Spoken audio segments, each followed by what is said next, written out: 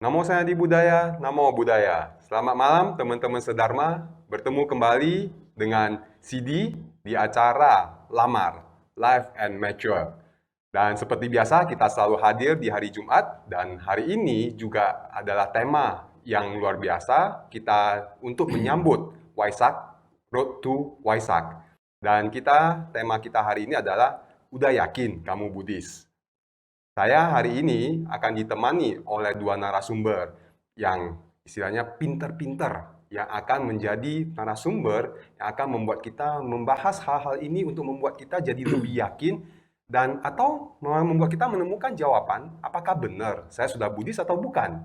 Oke, nah itu saya akan memperkenalkan narasumber pertama saya adalah Romo Alimin, Ketua MBI DKI Jakarta, dan juga katanya nih adalah Kamus Berjalan Agama Buddha. Nah, kita sambut terlebih dahulu. Selamat malam Romo Alimin. Ya, selamat malam. Senang Namo bertemu. Budaya. Namo Budaya, Ya, Romo Saudara Alimin. Wahyudi, terima kasih. Terima kasih sudah meluangkan waktu untuk kami hari ini. Baik. Dan juga narasumber kedua adalah Cio Kim, seorang aktivis agama Buddha yang seorang juga aktif pengurus vihara di Vihara Dharma Bakti.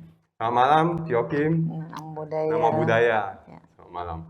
Nah, terima kasih juga Cio Kim sudah meluangkan waktu untuk hadir di malam hari ini untuk Sama-sama. menjadi teman-teman ngobrol saya. Terima Oke. kasih juga udah diundang ya. Ya, thank you Cio Kim.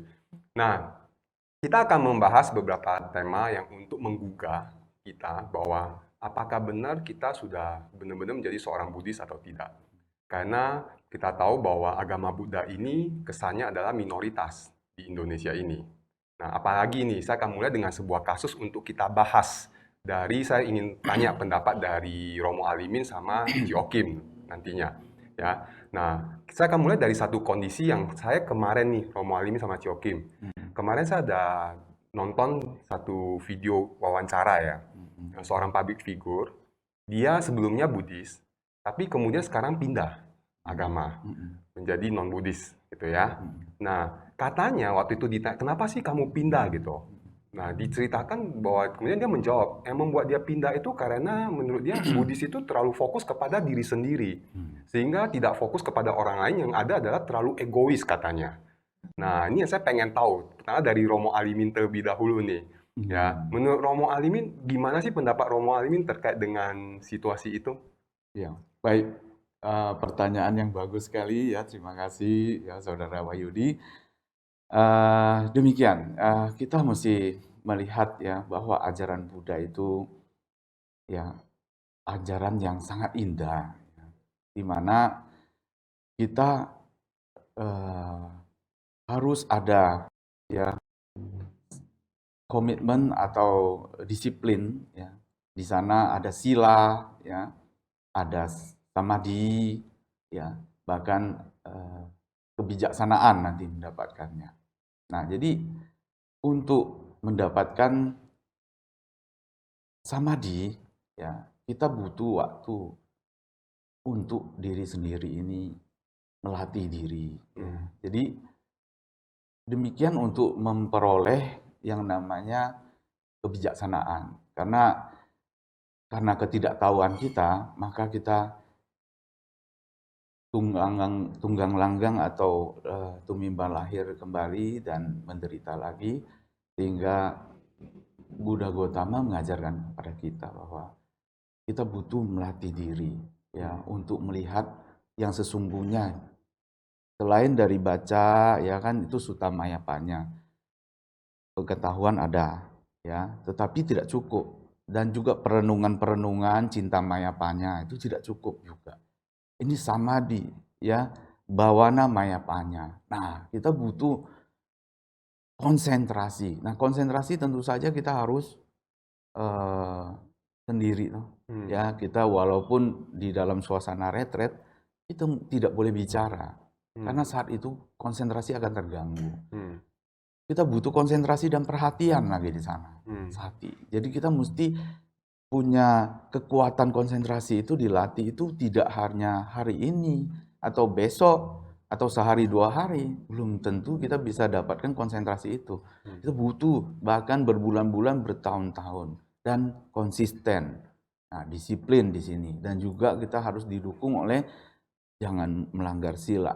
ya peraturan-peraturan ya misalnya membunuh, mencuri dan sebagainya itu ya karena itu akan mengganggu konsentrasi. Kalau kita lakukan itu kita akan terjadi ketakutan, penyesalan dan itu juga satu latihan yang tidak baik. Jadi itu yang kita mesti melihat bahwa supaya kita mengerti bahwa diri ini apa ya, diri ini siapa ya, apakah ada atau bukan siapa-siapa atau tidak ada memang. Nah, jadi harus kita buktikan bahwa ini tidak kekal, bahwa juga duka, duka ya. Jadi itu butuh ya waktu untuk diri sendiri ya sehingga kita sambil memang bukannya egois ya, tetapi ada waktu sendiri kalau memang kita tidak ada kondisi untuk pergi melayani terus ya. Karena kalau kita memang belum mengerti diri sendiri ini, kita akan terjebak ke loba ya, dosa ya, dan ketidaktahuan kita masih banyak, maka kan terkena yang itu ya, hal-hal yang nanti kita waktu melayani malah membuat tadinya mau berbuat baik malah jadi membuat terjadi pertengkaran ya. Jadi orang tidak senang ya, misalnya kita beri contoh pada saat menjadi volunteer ya atau apa, pergi baksos atau apa. Nah, kalau baksos saat memberikan kotak dana atau bukan kotak dana, maksudnya barang baksos itu ya, benda baksos itu dan orangnya tidak bilang terima kasih. Nah, di sana kita mulai cemberut. Nah, kita juga tahu. Nah, kalau yang sudah melatih diri, dia akan memberikan dengan senyum terus. Ya, tidak ada mukanya yang masam itu ya. Karena ada banyak yang tidak bilang terima kasih sehingga dia mulai kasihnya juga segini-segini ya gitu.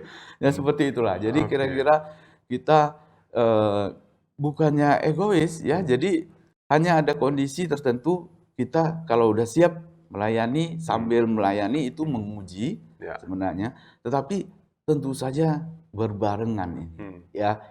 Tapi kalau memang kita saat mau belajar, kita harus kuat dulu ya, seperti dokter ya. Dokter kan melayani, ini dokternya itu masih bingung ya, belum melatih sendiri, belum kuat teori, nanti penyakit apa juga bingung-bingung gimana. Nah, itu harusnya dia belajar kuat dulu baru mulai ini. Tapi boleh juga barengan. Nah, cuma resikonya adalah nantinya malah jadi bumerang. Tadinya mau berbuat baik malah jadi berbuat kemarahan, jadi timbul itu kan perbuatan jahat, pikiran jahat. Ya, seperti itulah. Ya, saya rasa. Terima kasih. Ya. Jadi artinya sebenarnya bukan kita fokus, ya memang kita perlu mulai dari diri sendiri terlebih dahulu, bahwa memang dimulai dari pasat kita tadi, yang Romo kasih contoh, sebagai contoh tadi adalah dokter, bagaimana saya mau mengobati orang lain kalau saya misalnya tidak kuat, saya tidak punya pengetahuan yang baik, saya tidak mampu untuk menghandle pasien gitu, bagaimana saya akan mampu membantu orang. Jadi sebenarnya ajaran Buddha itu adalah memang dimulai dari diri sendiri terlebih dahulu ya. Kita perlu perkuat diri kita. Tadi Romo ada kasih tahu bagaimana kita satinya kita punya sila, kita punya samadhi, itu kita juga perlu perkuat sehingga kalau kita kuat itu kita akan membantu orang dengan lebih baik lagi, seperti itu ya Romo. Betul. Dan tadi kebetulan Romo juga ada ngomong nih soal volunteer. Nah, ini saya mau ke Ciokim nih. Kan Ciokim sebagai pengurus wihara ya, dan saya tahu sekali ya Ciokim juga aktivis dan banyak awal-awal kena Ciokim banyak membantu sampai sekarang, nggak hanya awal-awal sampai sekarang gitu ya, aktif membantu gitu. Nah, dari kacamata Ciokim sebagai seorang aktivis, pengurus wihara juga tadi Romo kan cerita nih, pengurus wihara, aktivis bantu orang gitu ya, nggak dibilang terima kasih, cemberut gitu ya. Nah, hubungannya dengan misalnya perlu melatih diri sendiri terlebih dahulu untuk mampu menjadi pengurus wihara yang baik itu gimana menurut Ciokim? Ya, makasih. Saya jadi ingat salah satu kata-kata yang ini saya sangat sukai dan sering saya gunakan ketika saya berbincang dengan teman-teman ya. Kata-kata dari Santidewa ya, melayani untuk sempurna, sempurna untuk melayani. Jadi sebenarnya memang kita sudah pasti perlu melatih diri. Dalam melatih diri ini untuk mencapai kesempurnaan itu kita bisa belajar dari kisah-kisah guru agung kita. Itu berkalpa-kalpa. Hmm. Beliau itu melayani ya, melatih Oke. diri, Hmm. ngumpulin parami itu ya, nyicil. Jadi memang di dalam pelatihan ini sila, samadhi, panya, kita mengembangkan sifat-sifat cinta kasih, dan semakin kita maju, pasti kita akan timbul rasa empati yang lebih besar. Hmm. Kita pasti akan timbul rasa kasih sayang, cinta kasih yang lebih besar. Hmm. Dan care terhadap lingkungan, terhadap semua makhluk itu akan lebih berkembang lagi gitu ya. Nah, jadi kalau di dalam perjalanan ada baiknya kita mempunyai suatu komunitas. Kalau kita punya komunitas, kita punya sahabat-sahabat yang bisa saling mendukung. Karena apa? Karena perjalanan ini kan bukan cuma di kehidupan ini saja ya. Bakalan panjang nih ceritanya ya kan. Nah, untuk itu kita belajar, berlatih, dan saling melayani ini ya dicicil pelan-pelan, di mana di saat itu ada kendala, itu menjadi bahan latihan kita juga. Itu menjadi bahan yang akan membawa kita ke tingkat kebijaksanaan juga yang lebih tinggi sebenarnya. Dalam hal ini kita mungkin bisa ambil istilah ya, kalau Thai bilang tuh nomad no lotus. Nomad no Ya, lotus. jadi memang di dalam pelayanan kita pasti akan bertemu hal-hal yang mungkin kurang enak ya, yang seperti tadi Romo bilang ya Romo ya, itu sesuatu yang memang lumrah gitu, dan kita baiknya menjadikan itu sebagai bahan latihan kita juga gitu. Nah, kalau kita punya komunitas yang baik, keluarga Kalyanamita yang baik, semua itu sangat terbantu gitu. Jadi kita bisa maju bersama dengan teman-teman, sahabat-sahabat juga. Jadi seperti itu. Jadi dipentingkan juga perlunya ada Kalyanamita untuk mendukung kita punya proses pembelajaran juga ya, seperti itu ya, Joachim ya. Ya, kalau dalam pengalaman saya beruntung, saya bisa ada di komunitas wihara ya, rumah ibadah wihara yang sangat-sangat rasa kekeluarganya sangat tinggi.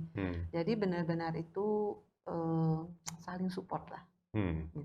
Penting ya saling support ini. Berarti sebenarnya dapat saya asumsikan bahwa bila misalnya seseorang nih, kalau kita bisa tadi sedikit volunteer ini ya, karena memang kita tahu bahwa apalagi kita juga butuh ya, misalnya ini juga seperti informasi buat teman-teman yang let's say di rumah nggak ngapa-ngapain gitu, ayo gabung jadi volunteer di vihara, di komunitas-komunitas Buddhis gitu ya. Nah, apakah misalnya pas kita bicara dalam satu komunitas gitu ya, atau kita volunteer, kalau saya gampang kesel, saya nggak dibilang terima kasih, marah gitu ya, berarti itu sebenarnya menunjukkan saya masih kurang latihan dong gitu ya. Romo atau Joachim gimana sih? Romo dulu deh. Ya, baik. Ya, tentu saja itu kita dalam proses pembelajaran itu masih belum menguasai ya sampai tingkat kesuciannya, di mana sudah padamnya kebencian, ya penolakan, ya apa loba juga ya. Jadi tentu saja akan hadapi yang hal ini, kita responnya jadi begitu. Nah, tetapi inilah tidak-tidaknya kita bisa mengikis ya, mengikis ya, tidak terlalu menyolok ya. Nah, untuk mengikisnya itu butuh latihan memang. Ya. Dan memang saya membaca di sutta, ada beberapa sutta saya lupa namanya apa, hanya saya ingat bahwa menolong orang lain itu menolong diri sendiri juga, sama dengan menolong diri sendiri. Menolong diri sendiri sama dengan menolong orang lain. Nah, itu. Jadi maksudnya di sini adalah menolong orang lain ya, itu kita tentu saja latihan bagi kita untuk berdana, kan artinya berdana, melepas ya. Melepas ya, berdana, kita ini sedang melatih melepas. Memang tujuan kita merealisasi nibbana adalah fangsia, melepas ya. Nah, ini praktek untuk berdana itu ya, dana tenaga, dana materi, dana apa, itu dalam khusus menolong itu adalah membantu dan sebagainya, itu kan dana. Nah, dana itu memang mendukung ke realisasian nibbana ya, mendukung ya, salah satu mendukung ya, selain sila. Nah, jadi dan samadhi juga. Jadi dana itu kita perlu latihan yang seperti ini juga. Jadi jadi volunteer itu salah satu latihan untuk berdanakan tenaga kita dan pikiran kita, ya. Nah, itu sewaktu melakukan itu, tentu saja kita mesti ada pengetahuan di mana kita harus ada waktu untuk belajar sendiri, baca buku Tipitaka, supaya mengerti bahwa ada loh karma loh. Karma ada bisa kondisikan karma baik, karma buruk berbuah. Ya. Nah, walaupun kita sedang berbuat baik, karma buruk itu bisa terkondisi loh. Jadi jangan merasa kita merasa yakin bahwa saya berbuat baik, karma buruk nggak bakal muncul. Ternyata tidak demikian karma, karena kita sudah belajar, kita sudah ada waktu sendiri untuk belajar. Nah, itu menyendiri lah artinya lah ya, kita belajar. Nah, begitu kita praktek, kita sudah tahu bahwa oh terjadi benar nih. Kita udah siap-siap bahwa saya berbuat baik, saya nggak suka sama saya juga nanti. Nah, itu karma buruk berubah. Nanti kita akan dikomentari, dibilang dia mencari muka, bantu-bantu, ya kan? Nah, begitu kalau kita tidak belajar Dhamma, kita tidak tiap hari hanya volunteer, kita akan rentan terpancing, sehingga kita nggak ngerti, tidak ada siap, tidak bersiap, tidak ada kesiapan, maksudnya. Kalau kita udah siap, udah tahu, tidak semua orang akan menyukai saya. Waktu saya melakukan situ, ada banyak fans saya dan juga bukan fans saya ada. Jadi begitu dia melakukan ucapan atau terdengar dengan hal-hal ucapan yang tidak baik, tidak menyenangkan ini, kita udah siap. Wah, ternyata benar apa yang saya belajar ini, ternyata Buddha Dhamma itu sudah inilah, sudah membuktikannya bahwa karma itu bisa muncul tergantung kondisi. Dia tuh netral. Jadi walaupun berbuat baik itu bisa muncul, ya. Walaupun kita nganter Bante itu bisa kecelakaan loh. Nah, bisa terjadi demikian ya. Jadi saya rasa membantu orang lain, membantu diri sendiri juga. Karena karma baik akan membuat kita bahagia dan sebagainya. Dan kalau kita membantu diri sendiri, yaitu kita jadi bahagia, maka orang lain akan terkena dampaknya. Begitu kita bicaranya juga tidak melanggar sila, artinya ucapan kita benar, semuanya penuh rasa hormat dan apa adanya, rendah hati dan sebagainya, ya itu semua akan senang pada kita dan orang lain akan kena. Bahkan orang di rumah juga akan merasa nyaman. Kalau kita pulang dengan marah-marah ya repot. Makanya kita menolong diri sendiri sama dengan menolong orang lain. Orang lain akan kena dampaknya. Demikian saya rasa dari saya. Terima kasih. Ya. Nah, kalau dari Cio Kim sebagai kembali lagi kan tadi ada hubungan misalnya terkait dengan pada saat di Vihara ya. Pada saat Cio Kim membantu di Vihara atau sebagai pengurus di Vihara, pada saat misalnya melihat teman-teman kita yang membantu di Vihara, untuk kita mampu misalnya jadi pengurus Vihara yang baik atau apa gitu dari Cio Kim, gini, karena saya pengen tahu, misalnya saya mau jadi pengurus di Vihara atau volunteer di Vihara. Nah, sebagai Buddhis yang baik, berarti kan salah satunya adalah kita juga perlu membantu kan. Setuju nggak? Apakah seperti itu nggak, Cio Kim? Ya, betul. Jadi begini, kalau di wihara itu memang banyak sekali kesempatan untuk menanam parami istilahnya ya, untuk melatih diri. Jadi kita harus yang pertama adalah kita seseorang punya niat untuk melatih diri, untuk membantu. Nah, sebagai pengurus biasanya kita akan melihat nih apa potensi orang ini di mana, dia lebih cocok membantu misalnya di mana gitu. Nah, di dalam pengalaman saya, teman-teman itu sering banget deh, sudah biasa. Kalau ketemu yang hal-hal yang mungkin kurang sreg, yang nggak enak gitu ya. Tapi karena rata-rata tuh sudah pernah cicipin latihan ya. Jadi sudah mengerti juga esensi agama Buddha itu kurang lebih kalau di dalam kehidupan sehari kan tidak selalu seperti yang kita mau. Nah, di saat kita mau misalnya melakukan suatu kegiatan, kita mau melakukan bakti sosial. Nah, ya udah kita hari ini mau bikin baksos ya. Nah, kita mau melayani orang-orang. Kan nggak dibilangin kita melayani orang-orang yang baik aja. Jadi orang yang resek juga dilayanin, orang yang jutek juga dilayanin, orang yang bawel juga dilayanin, gitu. Jadi kita sudah memberikan ini satu pandangan Ya, dulu gitu, ya, sehingga orang mungkin akan punya mental yang lebih siap ya. ya. Jadi kita biasanya kasih bimbingan dulu. Ya, misalnya terjadi hal-hal seperti begini, begini, begini, itu adalah sesuatu yang wajar. Nah, ini kan sangat baik kan ya, Ya, kalau diberikan bimbingan seperti itu. ya. Jadi orang tuh nggak kaget dan dia tuh akan lebih bisa menerima gitu. Seperti itu yang biasanya Oke. terjadi kalau saya di wihara sama teman-teman. Pernah ya teman saya itu berhadapan dengan pada saat dia melakukan kegiatan sosial tuh sampai nangis Oh, misalnya ya. oke. Pernah ya Ya, seperti ya, itu. ya. Habis itu kita paling, aduh saya turut berduka cita ya, tapi utang udah lunas satu ya. Nah Oke. gitu, jadi cuman begitu aja. Habis itu udah ketawa-ketawa Ya. lagi gitu. Jadi Hmm. indah banget kan Ya, gitu kan. ya, ya. Kalaupun terjadi sesuatu itu kita jadikan bahan pelajaran gitu. Seperti Oke. itu. Jadi artinya sebenarnya kalau tadi dikatakan bahwa ajaran Buddha itu selalu fokus kepada diri sendiri, ya sebenarnya memang kita juga perlu ke diri Itu tidak sendiri. salah. Ya, Heeh, tidak tidak salah salah, gitu. tidak Bahwa salah. memang kita perlu ke diri sendiri Iya. juga gitu ya, Cioki. Ya, memang kita perlu fokus untuk melatih diri kita supaya Hmm. kita bisa melayani orang lain juga dengan lebih baik.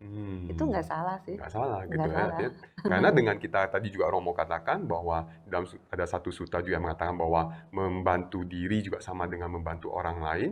Ya, artinya dengan saya membantu diri saya sendiri, saya belajar yang tadi kata Romo sama Cio Kim, yang di mana kita belajar, kita mengembangkan kita punya parami, sehingga saya pada akhirnya saya juga akan mampu membantu orang lain. Gitu. Di mana saya akan mampu bantu orang lain kalau saya sendiri masih ya tadi gampang kesel, Iya, iya, gampang marah Iya. gitu ya. Iya. Di dalam pelayanan sudah pasti seseorang yang berniat untuk melayani akan mendapatkan banyak manfaat bila dia bisa melayani dengan sebaik-baiknya. Hal ini juga misalnya untuk kondisi-kondisi di tempat bencana alam ya misalnya ya. Banyak juga volunteer yang niatnya mau membantu ya, tapi begitu datang ke tempat bencana alam, banyak juga yang bukannya membantu tapi dia yang dibantu. Karena shock, Oke. mendapati kondisi yang nggak pernah Oke. dilihat, mendapati kondisi yang sangat miris seperti itu, gitu. Jadi Oke. berbagai macam situasi itu bagi seorang ini ya pembelajar ya kalau kita ya mungkin ya kita bisa jadikan buat pelajaran kita gitu. Pasti akan membawa manfaat buat kita. Pasti kita akan mendapatkan kebijaksanaan atau manfaat dari kejadian itu. Gitu. Itu dari kejadian-kejadian itu justru yang membuat kita menjadi lebih strong malahan, strong lebih gitu. wise gitu. Ya. Oke, thank you. Oke. Nah, pengen dari Romo, let's say latihan apa yang perlu saya kembangkan yang akan membuat saya tadi kuat menghadapi situasi seperti itu. Menurut Romo? Ya, tentu saja semua latihan akan membawa ke kebijaksanaannya. Jadi dengan kebijaksanaan maka orangnya tidak gampang stres, ya, tenang dan apa ya. Jadi tujuan memang kebijaksanaan, latihan. Jadi mulai baca itu Sutta Mayapanya itu juga latihan. Ya, kita mengerti pengertian yang benar ya. Tapi ini sudah ngerti, kita mesti latihan yang lain lagi, yaitu merenungkan yang teori itu dengan kehidupan sehari-hari. Oh, ternyata duka ya siapapun tak terkontrol lah. Ibaratnya kehidupan ini tak pasti. Nah, di situ kan anatta. Jadi bisa terjadi kapanpun. Kita jangan terlalu terlena bahwa kita ini kekal. Seolah-olah kita kan terjebak terus kekal. Sehingga kita lupa ya bahwa kewaspadaan itu penting ya, bahwa kita masih muda, nggak bakal dah mati cepat. Ternyata mati juga banyak ya. Jadi itu yang terjadi uncontrollable ya. Jadi tidak bisa dikontrol itu kehidupan ini seperti ya itu anatta ya. Jadi nah itu dari perenungan-perenungan. Nah lalu anicca ya. Nah terus tidak kekalannya anicca ya. Nah ini juga duka tidak memuaskan. Nah itu juga bisa dibuktikan. Nah jadi untuk lebih ngerti lagi yaitu latihannya yaitu latihan meditasi ya. Di sini Vipassana dan Samatha ya. Hmm. Nah, Vipassana terutama akan mengarahkan kita ke kebijaksanaan ya. Jadi dengan Vipassana ini kita akan lebih mengerti banyak hal, dan ketika kita meditasi ya, saat itu ada sudah mulai terbentuk konsentrasi, perhatian kita udah mantap. Ketika ada sakit ya, timbul ada sakit, kita mulai merasa pegel dan apa, ya itu kita tidak menolaknya. Jadi kita latihan tidak menolak, terima apa adanya. Sakitnya datang, kalau diterima, tidak dilawan, itu dia akan memudar sendiri karena tidak kekal juga. Sakit itu tidak kekal juga, karena hukum alam ini ya adalah ketidakkekalan ya, anicca, dukkha, anatta. Jadi dia akan memudar. Nah, kita udah tahu. Nah, di situ kita langsung mengalami sendiri ajaran Buddha itu. Kita buktikan sendiri, ini ehipassiko namanya. Jadi, oh ternyata dia nggak kekal ya, jadi gini-gini. Terus kita apa adanya, sakit pun tidak bergeming ya. Itu apa nggak melatih apa adanya. Jadi melatih apa adanya, rileks ya. Jadi semuanya, jadi kesabaran juga udah ada di sana pasti. Kali apa adanya, karena sakit itu biasa kita langsung bergerak kan, langsung ingin kontraksi bahkan. Nah, kalau dibuktikan kemajuan meditasi, kita bisa nyentuh. Orang lain kalau nyentuh kaki kita keras kayak batu, artinya kita udah melawan sakit itu. Itu kebencian. Jadi latihan kebencian jadinya. Nah, ketika dia lembek ya, artinya kita sudah lepas apa adanya, gatal pun kita tidak langsung bereaksi, tidak. Bahkan kita amati gatal itu. Gatal itu hilang juga nantinya. Nah, itu satu pengetahuan yang luar biasa. Nah, jadi sehingga timbullah nanti kita melatih apa adanya, berarti orangnya kalau dalam bahasa orang Chinese ya itu cincai lah ya. Nah, orangnya cincai jadinya. Jadi kita merasa cincai dong, karena sakit pun kita nggak ngusir dia kan. Cincai, orangnya cincai apa adanya. Nah, nanti ketika kita sudah latihan itu makin kuat, sehingga nanti terjun ke masyarakat, kita kalau ngantri itu pun tidak ada aduh lama banget ya, lama banget, tidak demikian. Jadi dia akan dengan santai aja, karena dia sudah melatih duduk itu lebih sakit daripada pegel berdiri. Dia akan lebih sabar, banyak hal yang dia pelajari dari praktek itu, latihan itu sangat bermanfaat ya.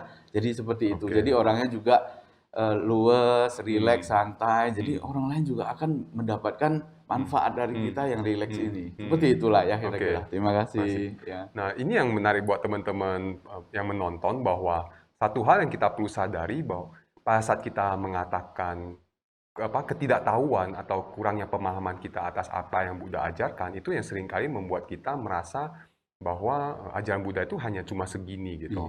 Itu yang seringkali jadi isu, dan ini juga membuat orang jadi seperti apa ya, kurang fanatik gitu dengan ajaran agama Buddha, sehingga katanya nih kan orang agama itu paling gampang diajak pindah. Ini paling gampang diajak pindah gitu. Nah, kan, paling toleran ya berarti. Paling toleran. Paling toleran gitu ya. Jadi, nah ini kan pengen tahu kan. Nah, sebenarnya boleh nggak sih kita fanatik, kan tadi ya kata Romo juga sempat jangan sampai ada kebencian, tadi kan jangan ada kebencian atau apa gitu. Nah, sebenarnya kita boleh nggak sih fanatik sebagai seorang Buddhis gitu? Nah, saya pengen mulai dari Ci Okim dulu sebelum ke Romo nih. Romo udah siap nih. Tapi sebelum Romo saya pengen dari Ci Okim dulu. Boleh nggak fanatik sebagai seorang Buddhis gitu? Fanatik kalau dalam Buddhism itu ya non fanatisme. Oke. Gimana? Jadi kalau fanatik itu dalam arti apa ya? Kita memang guru agung tidak mengajarkan kita untuk misalnya terlalu berpegang teguh terhadap sesuatu, karena kan yang diajarkan kan malah ketidakkekalan. Selain itu kita bisa melihat dari contoh-contoh kisah hidup guru agung kita. Ketika ada murid yang berguru kepada beliau, ya beliau juga ada ya yang kamu kembali ke guru kamu, layanilah guru kamu, seperti itu ya. Jadi beliau ini kan mengajarkan ajaran ini supaya orang-orang hidup harmonis, terbebaskan, ya. Jadi bukan mencari pengikut, gitu. Jadi keharmonisan di dalam hidup juga sangat penting. Mungkin karena itulah memang kita diajarkan untuk toleran, sehingga mungkin yang istilahnya paling banyak pindah ya Romo ya, seperti itu ya. Tetapi kalau bagi saya ya, bagi saya, karena saya banyak bersahabat dengan orang-orang ya yang melakukan atau berlatih meditasi juga, tapi mereka juga tidak memakai label atau agama, saya agama ini gitu ya. Jadi di sini saya bisa melihat betapa ajaran Guru Agung itu hebat banget ya gitu. Memang benar-benar tuh yang diajarkan itu penuh cinta kasih untuk orang supaya dapat terbebaskan, supaya orang-orang dapat menemukan jalan untuk menemukan kebahagiaan dia, mendapatkan kedamaian dia gitu. Jadi ya fanatisme di dalam Buddhism itu menurut saya ya non fanatisme itu sendiri. Menurut saya. Romo, bagaimana nih Romo? Boleh diprotes Romo. Terima kasih. Ya. Silakan Romo. Oh ya, saya. Oh baik, terima kasih ya. Saya setuju ya sebenarnya dengan statement dari ya saudari Kim ya. Memang demikian ya, tapi saya perlu sedikit koreksi bahwa kata kamus di mana ya di kamus bahasa Indonesia yaitu fanatik itu memang negatif ya. Jadi kita seperti yang saudari Oki mengatakan fanatik ya, kita itu ya tidak fanatik jadinya. Nah, jadi itu memang kadang-kadang ya kalau kita ngerti sih oke, tapi yang banyak yang nggak ngerti, bingung ya, jadi kata-kata itu ya. Oke, nggak apa-apa. Tapi lebih baik saya pikir sama sekali harus dihilangkan ya nama untuk mengajak fanatik ya, untuk membela dengan maksud membela agama Buddha, melindungi agama Buddha, melestarikan ajaran Buddha. Kita mesti lebih fanatik menjaga gitu, artinya kayak gitu ya. Tapi jadi yang lain nggak mau, yang lain salah. Nah itu ya itu tidak baik ya. Memang tidak ada ya ajaran Buddha yang mengajarkan bahwa kita perlu fanatik. Nah, fanatik itu dari kata aja itu sudah melekat. Sedangkan ajaran Buddha intinya adalah melepas.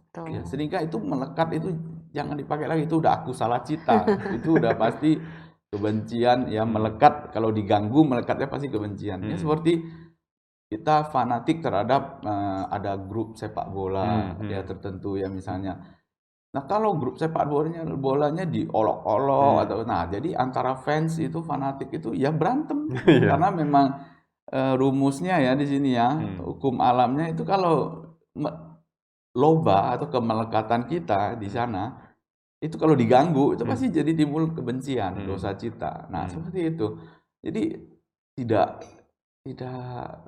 pas kalau ada kalimat bahwa kita harus fanatik Buddhis ya, harus ini militan atau apa lagi, tidak ya. Karena dalam agama Buddha itu, ajaran Buddha itu mengajarkan kita untuk melepas. Jadi nah, saya berikan contoh seperti kita yakin ya, keyakinan kita pada Tiratana atau Triratna ya, Buddha, Dhamma dan Sangha. Nah, itu Buddha itu Nibbana, Dhamma itu Nibbana, Sangha, Arya Sangha itu Nibbana. Nah, jadi sebenarnya kita ini keyakinan itu, ya kita yakin, tapi bukan fanatik. Kita itu sudah periksa dulu, artinya ehipasiko dulu, sebelum masuk lebih mendalam atau tertarik dengan ajaran Buddha itu, kita udah belajari dulu. Begitu kita melihat bahwa indahnya agama Buddha atau ajaran Buddha ini, maka timbullah keyakinan. Nah, begitu ada timbul keyakinan itu, kita sudah tidak akan melirik lagi kalau ajaran yang tidak membawa ke pembebasan atau padamnya tanha. Dan kita udah tahu tanha itu loh yang jadi penyebab duka ini. Jadi tanha itu ya loba ya, loba sebenarnya ya. Jadi sehingga kita tidak akan melirik lagi, ya. Kita akan seleksi. Oh, ini yang ngaku-ngaku agama Buddha dari aliran yang lain atau apa, tapi tidak membawa ke nibbana.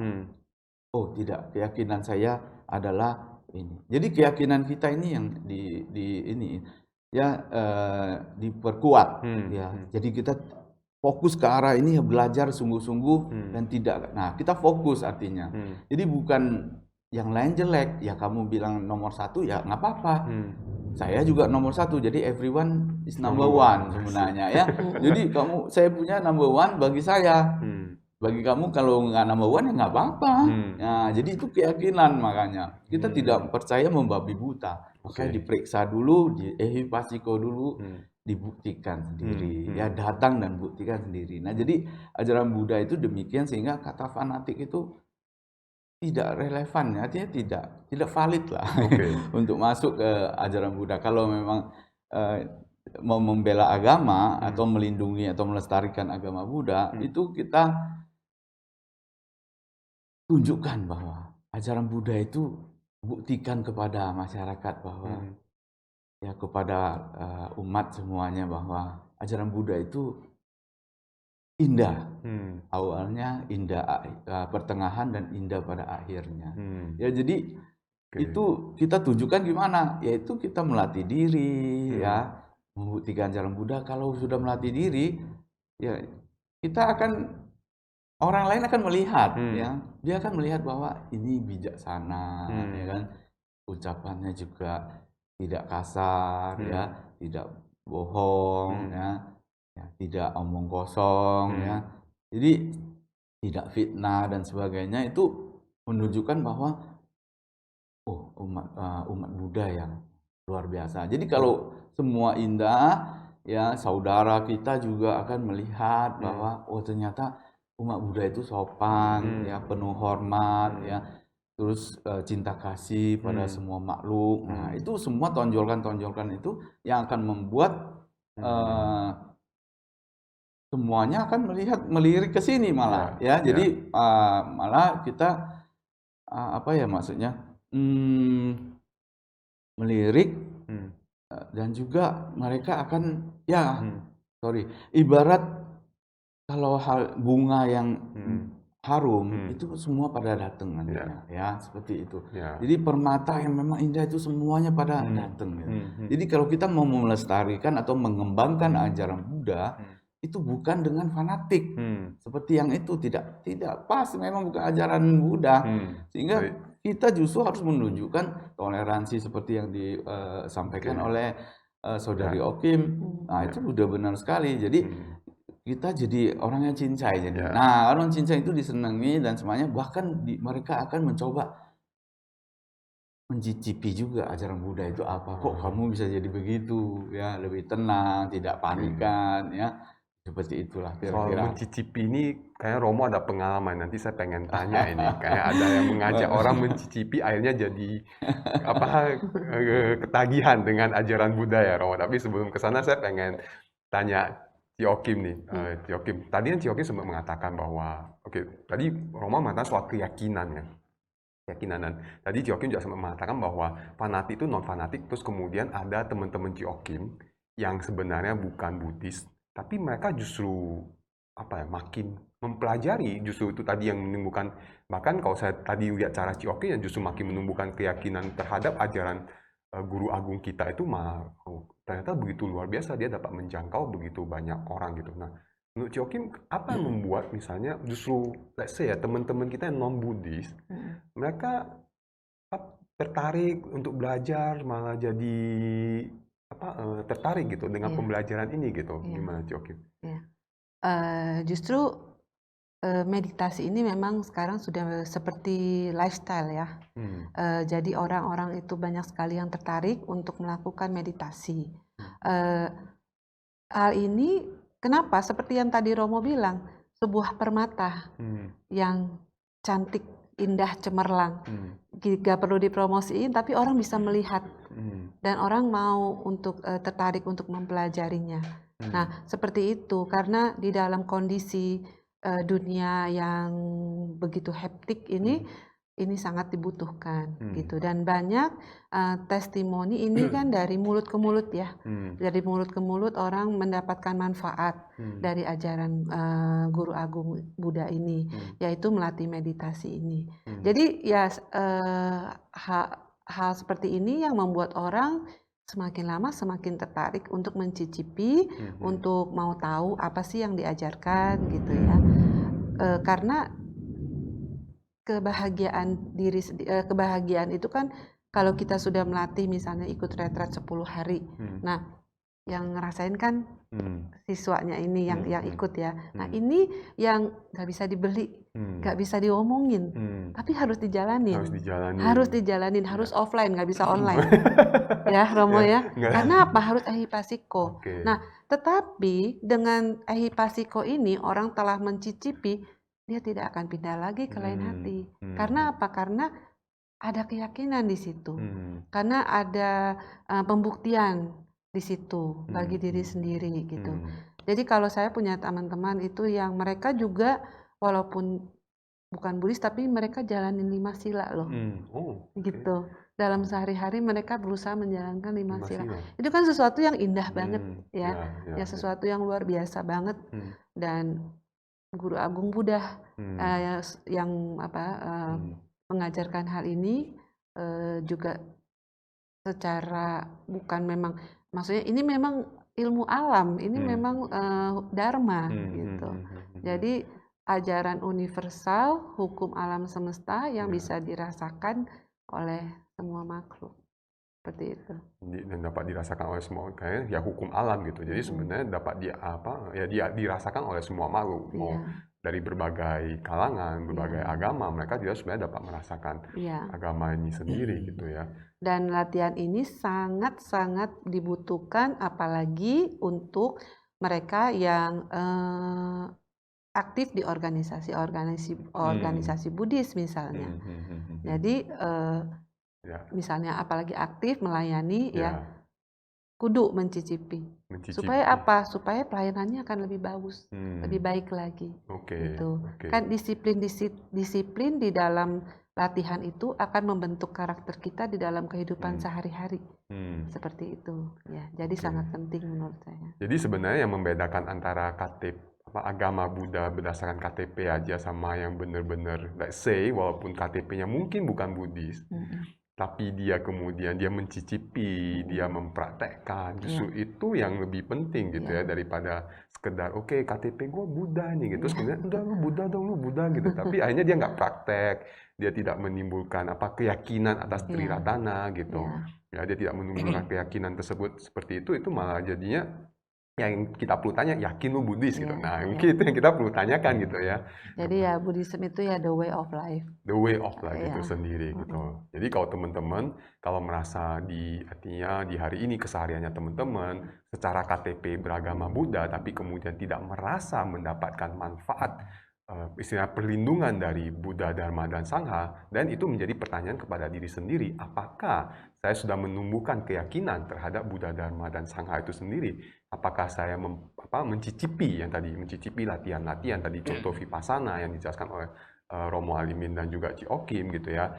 Kita belajar, kita merenungkan, kita mengkontemplasikan ajaran-ajaran Sang Buddha gitu. Nah, jadi sehingga kalau kita tidak mencicipi ya bagaimana kita akan mendapatkan tadi ya manfaat ya gitu. Karena ajaran Sang Buddha ini kan bukan bicara tentang dari luar dapat ke dalam gitu, tapi karena kita praktek sehingga dalamnya bertumbuh tadi jadi seperti taman bunga yang wangi gitu ya. Itu yang akan kemudian di sini akan memberikan manfaat keluar gitu ya. Betul. Seperti itu ya. Betul. Oke. Ada tanggapan terkait dengan yang tadi? Maksudnya terkait dengan bahwa berarti kita perlu memang benar-benar mulai dari diri sendiri pada dasarnya. Artinya sebagai umat Buddhis bahwa kita perlu mulai dari diri kita terlebih dahulu. Nah, dan kemudian gini, tadi juga kan sempat Romo Alimin sempat bilang soal mencicipi ini gitu ya. Ada orang perlu mencicipi terlebih dahulu gitu. Nah, Kan ini boleh share nggak, Ro? Kemarin kan kita sempat ngobrol-ngobrol nih Romo Betul, gitu betul. ya, Ya. terkait dengan mencicipi gitu ajaran Sang Ah, Buddha gitu. Nah, kan Romo ada pengalaman nih, apakah itu dapat di-share Romo? ya, bisa, Ini bisa. kayak todong di tengah. Baik, terima kasih. Ya, saya demikian ya. Jadi saya akan menceritakan sedikit pengalaman ya istri ya, dan saya dengan istri memang sewaktu pacaran ya ibarat itu beda beda Keyakinan. pandangan keyakinan ya. Hmm. Ya, jadi beliau bukan Buddhis, saya Buddhis. Ya. Ya, saya menunjukkan ya beliau mengajak saya ke tempat kebaktiannya, saya ikut, ya kan. Dan juga orang tuanya juga meminta sebelum nonton, belum pergi hari Minggu itu harus ke sana. Ya, udah dikasih bukunya, terima aja nggak apa-apa, pergi. Ya. Mungkin saya ada kepikiran waktu itu masih muda kan. Ya, demi untuk mengajak ke mall gitu ya, jadi nggak apa-apa ya. Tapi nggak, saya menunjukkan bahwa saya memang nggak apa-apa, ya kan. Memang di dalam ajaran Buddha kemana aja kita harus menghormati orang, Betul. siapapun, apalagi ya kan, ya Calon. kepercayaan dan makhluk Tuhan atau apa ya kita hormat semuanya, harus hormat ya. Kita harus hormat orang kepala negara, kita hormat semua, apalagi yang para dewa dan sebagainya kita harus hormat. Ya, jadi pergilah dengan hormat, ya kan. Ya, tetapi keyakinan kita kan sudah mencicipi, artinya sedikit mencicipi sehingga kita tak tergoyahkan. Ya. Tapi kita menunjukkan seperti yang tadi saya jelaskan, tunjukkan bahwa ajaran Buddha itu apa gitu loh, ya kan. Nah, justru ketika itu saya memang menunjukkan itu terus ya, sehingga tetapi sampai 3 tahunan pacaran itu juga akhirnya sewaktu menikah pun tetap belum Buddhis lah, artinya tidak satu iman ya, begitulah ya. Ya tak apa-apa, gitu kan, tak apa-apa. Jadi hidup bersama, tak apa. Nah, cuman saya mencoba untuk memberikan kue dari Buddhis lah, rasa dari Buddhis ya, suruh cicipi dulu lah. Karena beliau memang tidak ada pengetahuan mengenai Buddhis itu apa. Karena sewaktu itu juga masih belum reformasi, artinya Buddhis itu masih belum campur-campur. Oke. Ya, jadi semua aliran dari ya lain Macam-macam. itu Buddhis juga Buddhis jadinya juga ya. ya, tapi bukan begitu. Ya, Jadi ya. banyak mereka menganggap itu semua itu generalisasi Ya. itu Buddhis gitu. Ya. Sehingga saya mau menunjukkan Buddhis itu tidak demikian. Kebetulan rumah itu ada dekat ya satu wihara besar, saya ajak ke sana. Ternyata dia di sana melihat berbeda apa yang dia mindsetnya dulu tentang Buddhis itu, dan akhirnya dia juga melihat dan ada jadwal-jadwal meditasi. Dia ikut tuh meditasi, kan unik tuh meditasi, ya kan. Kita itu spesial Buddhis itu meditasi sebenarnya, ikon kita itu meditasi harusnya. Jadi saat itu juga yang membimbing adalah guru ya Bante ya, jadi biku ya, dengan ceramah yang ya setelah meditasi ada sharing, ada bertanya dan apa, dia jawab, ya beliau jawab dengan masuk ya. Nah, disitulah dia cicipi bahwa logika masuk semuanya dan manfaat-manfaatnya dapat. Jadi dia pergi lagi setiap hari. Saat itu ada sepekan meditasi ya, seminggu. Jadi saat itu seminggu untuk menyambut Waisak juga itu. Jadi dengan makin hari dia rajin ke sana, ternyata dia mencicipi, dia merasakan kebahagiaan itu. Dan cepat sekali ketenangan, saya juga nggak tahu, mungkin dari kehidupan lampau pun juga sudah terlatih. Maka begitu masuk meditasi biasa orang kacau dulu ya, tapi dia cepat sekali mendapatkan ya sama dia yang gimana ya, konsentrasi lah ya.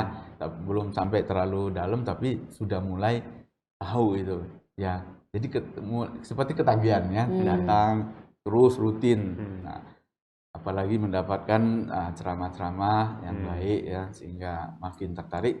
Bahkan akhirnya hari Minggu terakhir itu ada pemilihan pengurus ya untuk jadikan komunitas Vipassana. Nah, di situ saya jadi ketua dari sana ya. Lalu istri mendukung.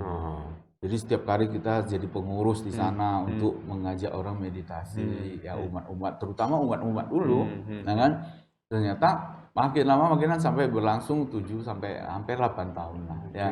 Jadi itu, dan selama dia sudah jadi pengurus komunitas Vipassana itu, meditasi dia praktek terus, bahkan kita sudah mulai mengenal ke mana meditation center itu.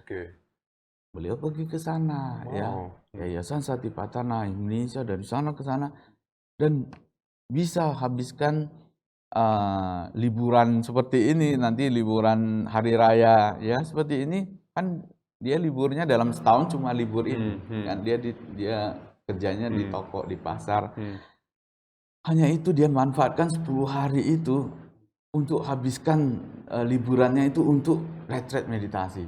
Saya 5 hari saya pulang karena saya banyak tugas lain. Luar biasa. Jadi dia lebih Buddhis dari saya. Saya dari sekolah SD Buddhisnya, dia mulai baru waktu menikah mulai Buddhis itu jadi begitu semangat. Malah lebih berdedikasi ya. Bahkan dia banyak pengalamannya, dia bisa share ke saya. Saya banyak kan mendapatkan teori ini, loh kok lu tahu? Saya bilang gitu ya, misalnya, kok kamu tahu? Praktek. Iya, ya dia praktek, dia tahu nantinya begitu gitu. Loh kok sama ya, gitu. Jadi pengalamannya sampai dia di rumah pun dengan sati ya, dia perhatian-perhatian. Nah, itulah dia sudah mencicipinya. Nah, seperti itu ya, mungkin bisa saya share. Terima kasih Romo udah berbagi cerita ini. Jadi dimulai dari mencicipi, dan tadi waktu Romo juga ada mengatakan vihara, dimulai dari vihara. Nah, saya jadi teringat langsung kalau Chiokin, berarti sebenarnya peranan vihara ini juga sangat penting untuk membuat orang, let's say yang masih belum terlalu mencicipi, yang baru mau mulai mencicipi, jadi pas dia datang ke vihara, sehingga keyakinan yang tadi ya, kita nggak bicara fanatik, tapi keyakinan dia terhadap Buddha, Dharma, dan Sangha itu makin bertumbuh, makin kuat, yang di situ akan membuat dia makin kokoh dengan ajaran Sang Buddha. Nah, kalau kayak gitu berarti peranan vihara itu luar biasa dong ya, Chiokin? Iya, ya benar sekali ya. Kalau pengalaman saya juga beruntung ya, karena saya aktif di salah satu wihara itu ya, yang kepala wiharanya juga sangat konsen di pengajaran ini, di pelatihan ini. Jadi begini, memang kita sudah tahu inti dari ajaran Guru Agung Buddha. Ya, semua nanti kan perlunya ke pelatihan meditasi ini. Tapi kita tidak mungkin juga semuanya langsung disuruh duduk diam gitu kan, ada istilahnya seperti anak-anak, remaja ya, ada yang mereka perlu pengenalan gitu. Tapi karena kita sudah mengerti pentingnya untuk berlatih ini dan manfaatnya sangat besar sekali, pendidikan ini dibawanya arahnya ke sana, gitu. Nah, ini sangat penting karena dengan mendapatkan masukan yang benar dari awalnya, orang akan punya pandangan yang benar, dan mereka akan punya kemauan, kesadaran untuk berlatih. Seperti itu. Nah, tentu saja nggak cuman retret yang ini yang serius ya, kita bicara yang serius. Tapi di dalam kegiatan-kegiatan wihara semua juga mengarahnya ke sana, cuma bisa dibuat di dalam rangkaian-rangkaian yang sesuai dengan kebutuhan yang anak-anak, yang remaja, seperti itu. Jadi ada buat rangkaian kegiatannya sehingga tadi menumbuhkan mereka bahkan dari kecil itu sudah punya pandangan yang lebih benar gitu. Jadi sih.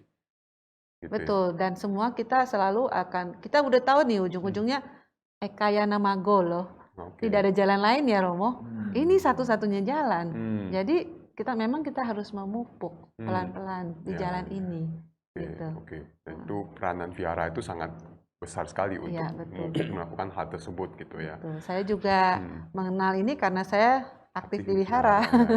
Kalau enggak belum tentu saya berjodoh. Benar. seperti Wah, itu. thank you. Kalau saya pribadi juga dengan terutama dengan komunitas ya. Kalau saya karena dari komunitas ya. Sebenarnya kalau saya terima kasih dengan CD juga karena dengan di CD ini saya lebih benar-benar mendapatkan satu aha moment dari ajaran Sang Buddha.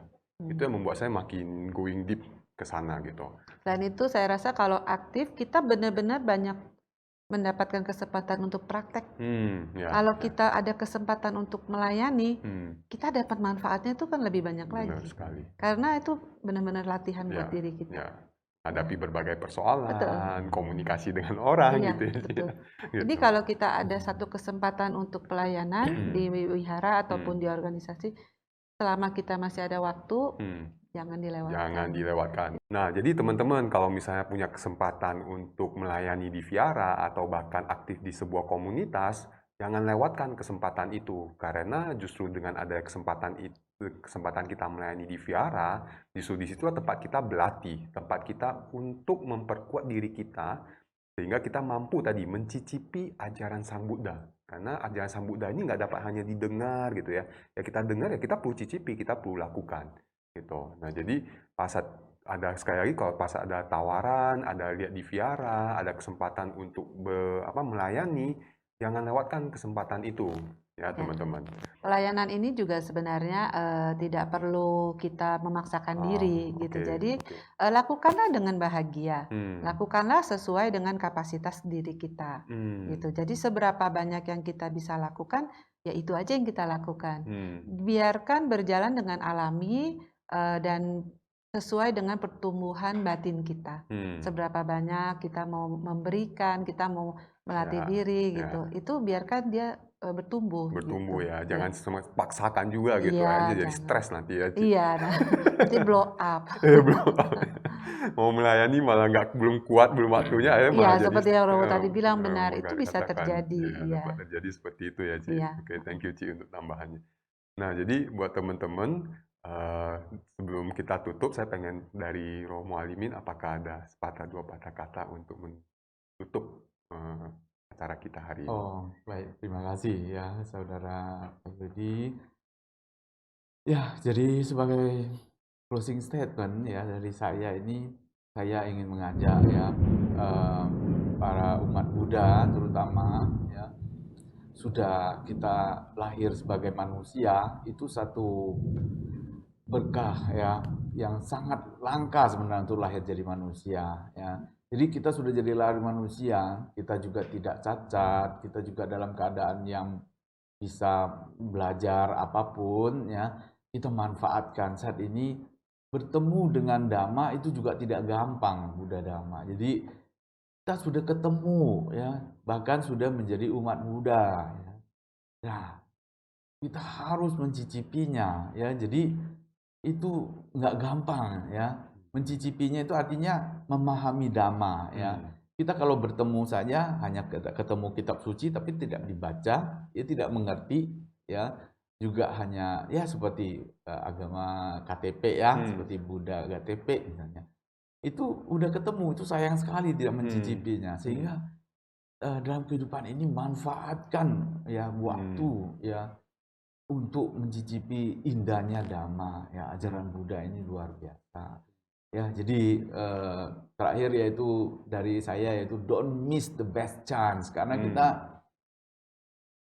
waktu tidak menunggu ya, makin tua dan juga kita tidak tahu kapan ya, tiba-tiba aja bisa pindah alam ya, kita juga tidak tahu. Dan kalau udah sakit mau mencicipi lagi itu udah repot ya, penyakit-penyakit itu tidak akan kita hindari juga, kita sudah ketahui ya bersama. Jadi terakhir yaitu ya saya ucapkan selamat untuk mencoba ya, mencicipi ya indahnya Dhamma ini ya pada ya semuanya lah ya, kepada teman-teman sedharma dan kalian amita semuanya, mari kita semangat terus ya, maju berjuang ya dalam hal melatih diri ya. Terima kasih ya dari saya, terima kasih. Oke, jadi kalau ada pertanyaan, udah yakin kamu Buddhis, nggak perlu jawab-jawab, nggak perlu buru-buru menjawab, tapi cicipi terlebih dahulu, baru Anda menjawab apakah Anda yakin Anda Buddhis atau tidak. Oke, jadi itu acara kita malam hari ini. Sebelumnya terima kasih Romo Terima Alimin, kasih terima sama-sama, kasih Cioki Romo. untuk Sama-sama. waktunya, Terima untuk kasih. sharingnya Terima juga kasih. Ya. sangat bermanfaat bagi saya juga secara personal. Terima kasih sekali untuk pembelajaran malam hari ini. Iya. Dan buat teman-teman, ingat acara lamar itu setiap minggu, dan minggu depan di tanggal 14 Mei kita juga ada topik yang juga selaras dengan Waisak, yaitu adalah kita memperingati 3 kejadian besar di agama Buddha, dan kita ada judulnya ada terkait dengan terus berjuang sampai akhir bersama dengan Romo Alimin dan Romo Amin Untario, maaf ya, bersama Mirip-mirip. mirip ya jadi. Oke, jadi minggu depan terus berjuang sampai akhir dengan Romo Amin Untario dan Ibu Marjanti. Ya, jadi stay tune, kita akan bahas tentang bagaimana kita juga sama melayani gitu sampai akhir. Ya. Dan juga di CD kita juga ada konser Waisak. Ya. Konser Waisak yang secara virtual kita lakukan. Untuk mengetahui lebih detail, teman-teman boleh cek ke Instagramnya CD, yaitu adalah CD_pusat. Please cek ke sana, ada acara konser virtual Waisak untuk menyambut acara Waisak yang dilaksanakan oleh CD yang juga dibantu oleh beberapa teman-teman. Nanti banyak artis yang akan ikut terlibat untuk bernyanyi. Ya, jadi please cek ke dalam ke Instagramnya CD_pusat. Ya. Dan untuk itu saya akan menutup acara kita malam hari ini dengan menyebutkan Namo Sayang di Budaya, Namo Buddhaya. Namo Namo Buddhaya. Buddhaya. Budaya.